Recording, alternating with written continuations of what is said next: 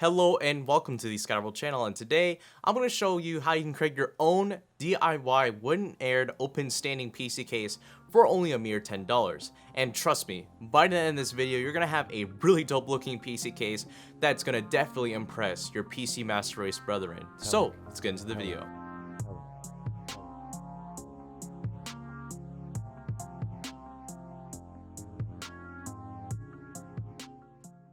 So let's go ahead and gather all the supplies you'll need. So first off, we're going to need 8 3/4 inch screws, 16 1/2 inch hex nuts, a white spray can, 4 pieces of wood, more specifically 1 big piece of wood, and 2 equal sized ones that'll act as the legs, and 1 piece of wood that'll separate the 2 chambers of the case. Now you're going to need about 8 to 10 zip ties, you're going to need about 4 for the hard drive, and another 4 to 6 for cable management. And lastly, this is a recommendation, but I recommend using a modular power supply that'll massively improve the look of your wooden open-air case. Now for the tools that you're going to need a drill bit machine or a bandsaw machine, depending on the type of cutout you want to use for routing the cables. Now aside from that, you're going to need a filer, a pencil, and a drill. And finally, this is optional, but if you are going to use some wall paint, I do obviously recommend getting a wall roller to roll onto the wood of the case. But if you're going to be using a white spray can, then that doesn't matter. So for the first step is that you need to place all of your components onto the main piece of wood and eyeball where you want to place them.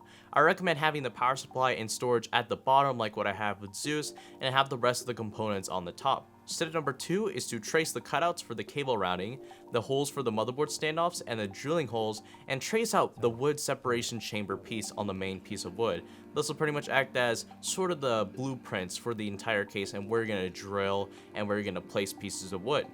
Also, make sure that the wood separation piece is flush and straight to the power supply, so when you put in your power supply, it fits in perfectly and there's no sort of bending with the wooden piece. Also, the shapes for the cutouts have to be in any shape you want, as long as you have the correct tools to get into the shape that you want. Since I had a rounded rectangle, I used a drill bit machine, but as I said, if you're going to be using a rectangular cutout, make sure to use a bandsaw machine. Now step number 3 is to use the drill bit or bandsaw and drill out and cut out the board based off of your sketches. Now once you do that, also make sure to make a cutout for the teeth of the graphics card. I received a lot of questions on my ZEUS build on how the graphics card is being held up, and while yes, the PCI slot is doing its job, I actually have a little cutout that the teeth of the graphics card of my R7 265 do sink in, that'll act as an extra standing support. And the 5th step is, once you have everything done, clean off and paint the board. The last step is, once everything dries off, drill in the wood separation chamber and the 2 support pieces, and congrats, you made your own $10 wooden standing case. But we're not done just yet. So in terms of assembling the PC onto this case, I will say that first off, don't slide the power supply into place. Just simply place the power supply into the bottom chamber and double zip tie in the hard drive. So just combine the 2 regular size zip ties together in my case, but if you have some extra large size zip ties, that would be even better. Now as for the mother and its standoffs, place 2 hex nuts over each hole, being the same in their position and orientation, and carefully place the motherboard onto all these hex nuts.